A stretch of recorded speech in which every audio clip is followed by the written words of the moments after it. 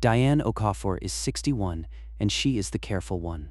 Retired school administrator, 30 years of reading the fine print. She's the one in her family who forwards the scam warnings.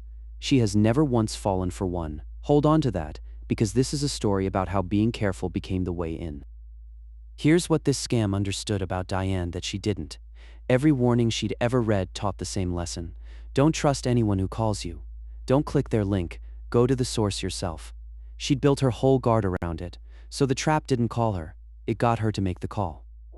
A Tuesday morning, her phone buzzes, a text from Meridian Bank, her bank, security alert, a sign-in from Portland, Oregon was just approved, and a charge of $1,290 is under review. If this wasn't you, contact our fraud department immediately at the number below. No link to tap, just a warning and a number to call. Portland, that is absolutely not me. $1,200? Okay, there's no link. It's just telling me to call the fraud line. Good, that's the right way to do this. I'll call them myself. And feel what just happened, because it's the whole trick in one motion. Diane didn't trust the message. There was nothing to click. The alert never asked her for a thing. It just frightened her, handed her a number, and let her own instinct call the bank, take control, do the rest. She dialed. She reached out. She was sure she was the one in charge. Except the number in that text wasn't Meridian's fraud department. It was the scammer's own line, printed inside an alert built to look like a warning from her bank, and a calm, professional voice picks up on the second ring, already sounding relieved to hear from her. Meridian Fraud Prevention. This is Daniel. Thank you for calling in so quickly, Mrs. Okafor. I've got your account in front of me. Yes, we stopped that $1,290 charge, but I'll be honest, that charge isn't the real problem. The sign-in came from a device we've never seen. Someone has full access to your accounts right now, as we speak. And there it is. The fear delivered by a human voice, confirming the text she already half believed. She called them, so surely they're real. The charge was only the first probe, he says. The hacker is inside, about to drain everything. But there's good news, he can protect her. Here's what we'll do to keep your savings safe. Your account's compromised, so we're moving your balance into a protected holding account. It's insured, it's in your name, and it sits with the Federal Reserve until we rebuild your account clean. And please, don't discuss this with anyone yet, not even family. We have to assume the hacker is watching your messages. Diane's pen is already on the notepad, a protected account, in her name. It sounds responsible, exactly what a careful person does in an emergency. And then a text lands on her phone, a 6-digit code, and Daniel says easily, "Read that back to me so I can authorize the move." And 3 small things arrive at once. Wait, hold on. You want me to move my own money out of my own account and read you a code off my phone and not tell my daughter? No, every one of those is a thing I've read never to do, and I didn't even call you, did I? I called a number from a text, I dialed a stranger, and I've spent 10 minutes calling him the bank. So Diane did the 2-second thing that ends this scam.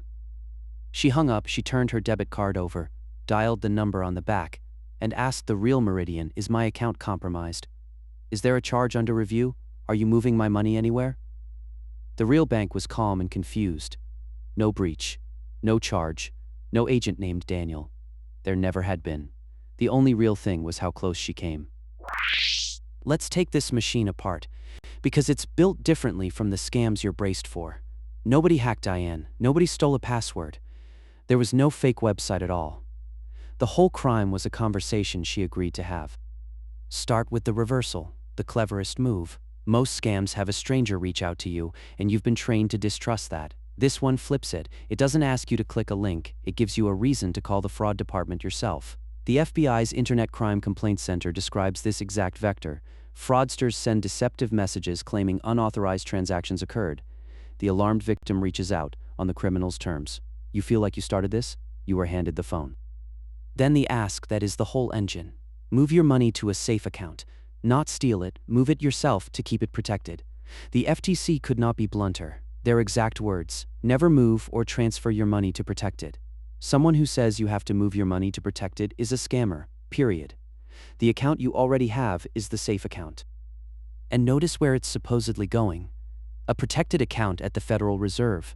That's straight from the FBI's phantom hacker warning, where scammers pose as your bank. then the government, and tell victims their money must move to a safe third-party account, sometimes on official U.S. government letterhead. The FBI's line is flat. The government will never request you send money by wire, cryptocurrency, or gift cards. It does not hold your checking account for safekeeping. Then the verification code, the one Daniel wanted read aloud. That code is the last lock on your account. The thing your bank texts to prove it's really you. The FTC is absolute. Never share a verification code, ever. And no caller, especially from your bank's fraud department, will ever ask for it. So, when you read it aloud, you handed your identity to a stranger. And then, don't tell anyone. The secrecy isn't caution, it's isolation. The Phantom Hacker Playbook has scammers instruct victims not to inform anyone of the real reason for the transfer, because the thing that shatters the spell is a second opinion, a daughter, a teller. Anyone outside that call saying it out loud. The bank wants me to move my money to a safe account. And here's what makes it so hard to undo. Because Diane would have moved the money herself. On paper, it isn't unauthorized fraud. It's a transfer she chose to make. The FTC warns that bank accounts have fewer protections than credit cards, and if you're scammed into moving your money out yourself, you won't be protected and probably won't get it back. That's why they don't pickpocket you. They get you to hand it over. So how big is this? In November of 2025, the FBI's Internet Crime Complaint Center warned about this exact scheme: criminals impersonating your bank's support to take over your account. Since January of that year alone, they'd logged more than 5,100 complaints, with losses over $262 million in under a year. And its older cousin, the one the FBI calls the Phantom Hacker, shows where it goes when it lands. In just the first 6 months of 2023, the FBI took 19,000 complaints tied to these tech and bank impersonation schemes, with losses over $542 million. And here's the number to sit with. About half the victims were over 60, and they accounted for 66% of the money lost. And once the money moves, it's gone fast. The FBI describes funds wired straight into other criminal-controlled accounts, many tied to cryptocurrency wallets dispersed within minutes and very hard to recover. There's rarely a second chance, which is why the whole fight happens before you ever touch that transfer, in the 60 seconds Diane nearly skipped. Because understand who this happened to. Diane is the careful one. She followed her own rule: don't trust a message, go call the bank, and the scam had parked itself at the end of that rule, wearing the bank's name. It didn't defeat her caution, it borrowed it. What she does next is 5 moves, and any one of them alone would have stopped it cold. The playbook. 5 rules, straight from the FBI and the FTC, sources on your screen. This is the scam built to slip past the people who think they're too smart for it. Rule 1. An alert that makes you reach out is still the scammer reaching you. When a text, email, or call warns you about your account, do not use the number or link it gives you. That channel is the trap.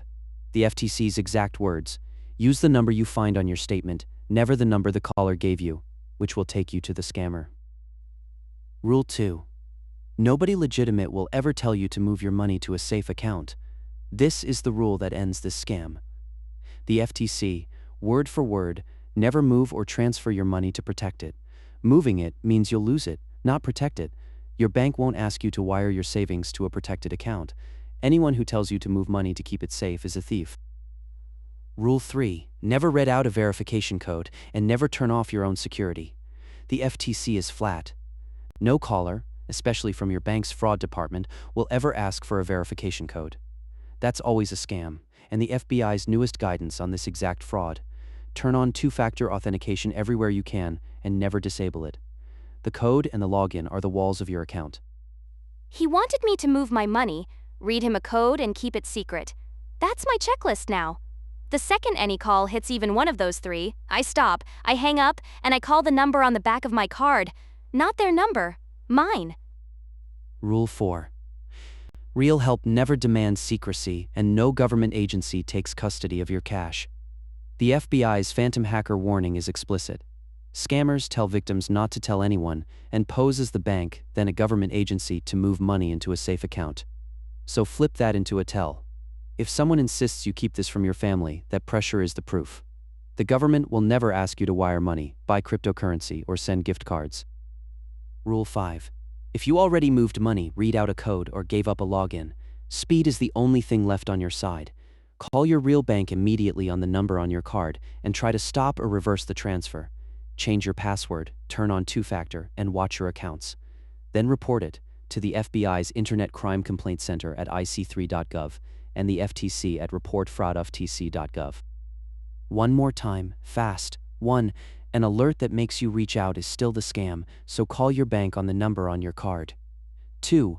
Nobody legitimate tells you to move money to a safe account. 3. Never read out a code, never turn off two-factor. 4. No real agency demands secrecy or takes your money for safekeeping. 5. Already happened? Call the real bank and report it fast. And underneath all 5, one line, written for the careful people. The scam that beats a careful person doesn't ask you to break your rule. It waits at the end of it, wearing your bank's name. So when any message sends you toward your money, don't act inside the story it started. Close it and open a channel you already trust. That's the only place the scam can win. Next time, the scam where the trusted voice isn't a stranger at all. It's a face you'd recognize anywhere. A famous investor, a celebrity you follow, looking into the camera in a video that's polished, confident, and completely fake, promising a can't-lose opportunity that closes tonight. We take apart the deep-fake celebrity investment scam and the one simple check that unmasks it. And if you know someone who prides themselves on never getting fooled, the careful one in your family, send them this one. Their guard is good. This scam is built to hide right behind it. The whole rule fits on a sticky note. Your bank will never ask you to move your money to keep it safe. Call the number on your card, never the one in the message.